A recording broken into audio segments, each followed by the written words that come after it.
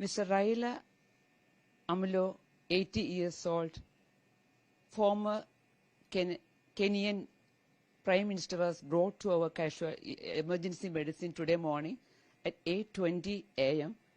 with a history of sudden collapse during his morning walk at Sritariyam, which is an Ayurvedic hospital close to our place. Then itself, they had started CPR, that is cardiorespiratory resuscitation, and he was brought with a CPR, active CPR. His doctor and security were with him, and we continued CPR and did emergency intubation, that is putting a tube in the respiratory system, trachea, and continued CPR along with other resuscitative measures. Initially, there was no pulse or BP recordable, even palpation-wise. So after doing intubation with continued CPR, we shifted the patient to our ICU with all the staff and the facilities. In ICU, after some time, we could get some rhythm. On the monitor, it showed ST elevation in the ECG leads, in the anterior leads, plus we could see regional wall motion abnormalities, that is reduced movement of one artery territory, that is LAD territory. There was hypokinesia. This means there is less movement in that area.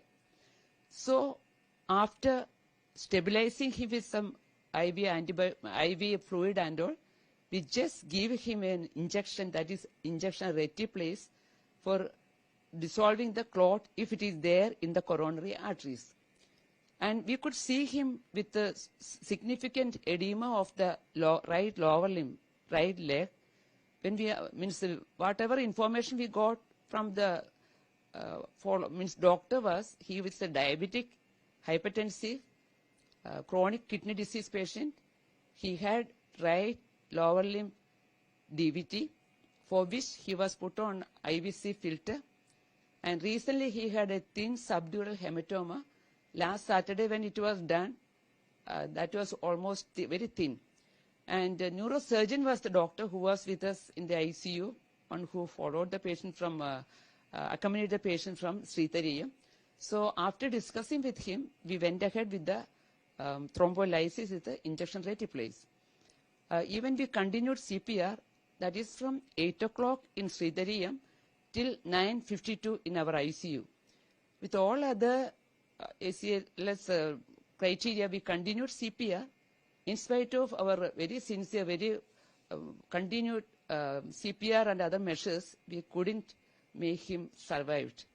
So we are very sorry to inform that he is no more with us, and our very sincere condolence and prayers for his family and for the Kenyan people. That's what happened.